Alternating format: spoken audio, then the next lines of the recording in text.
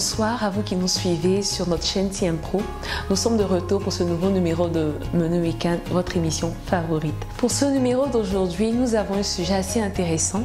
Il s'agit de la mémoire et de l'apprentissage. Quel apprentissage suivant notre type de mémoire? Ce sont deux notions assez interdépendantes, la mémoire et l'apprentissage. La mémoire, c'est tout ce processus qui nous permet de enregistrer, de stocker, d'emmagasiner des informations afin de les restituer plus tard. Et l'apprentissage, c'est le processus de mémorisation d'une activité que nous faisons chaque jour, que nous apprenons évidemment.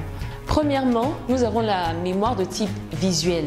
Alors il s'agit de personnes qui sont plus à l'aise, qui apprennent facilement lorsqu'elles voient des choses par rapport à ce qu'elles voient, les images, les croquis, les textes.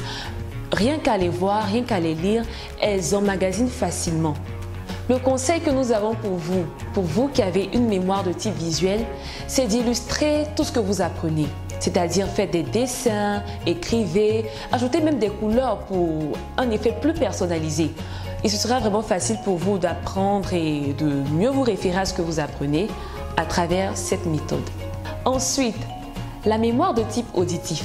Ces personnes-là qui ont une mémoire de type auditif, elles entendent et retiennent très facilement ce qu'elles viennent d'entendre.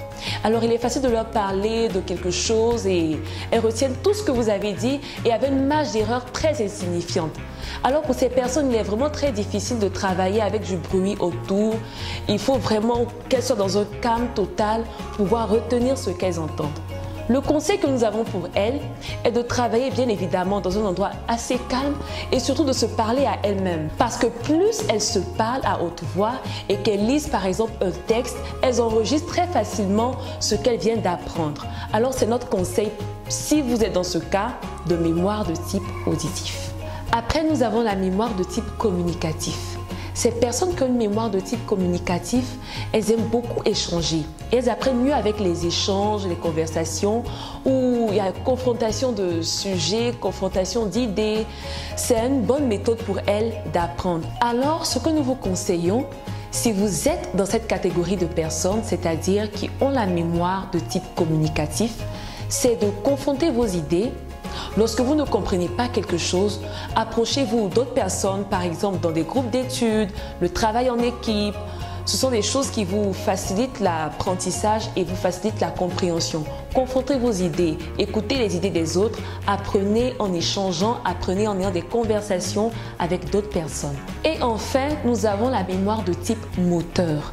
Les personnes qui ont une mémoire de type moteur apprennent lorsqu'elles sont en mouvement, c'est-à-dire lorsqu'elles participent à l'action. Ce sont des personnes très pratiques et la théorie n'est pas vraiment faite pour ces personnes.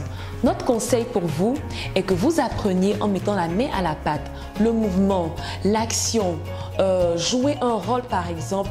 Lorsque vous apprenez, vous aidera à mieux enregistrer. Soyez très pratique et évitez la théorie, évitez les simples lectures, mais mettez-y de l'action, agissez pendant que vous apprenez. C'est alors que vous pourriez enregistrer, vous pourriez apprendre et mémoriser plus. Petit résumé de ce dont nous venons de parler. Les différents types de mémoire, nous avons énuméré 4, la mémoire auditive, la mémoire visuelle, la mémoire motrice et la mémoire communicative. Alors nous espérons que vous allez suivre nos conseils, suivant votre type de mémoire. Ce sera vraiment un atout pour vous pour mieux apprendre. Notre astuce du jour. Nous avons parlé de boutons et de graisse. Oui, nous n'aimons pas trop ces deux éléments sur notre visage. Alors j'ai une petite recette pour vous. Le sel et le citron.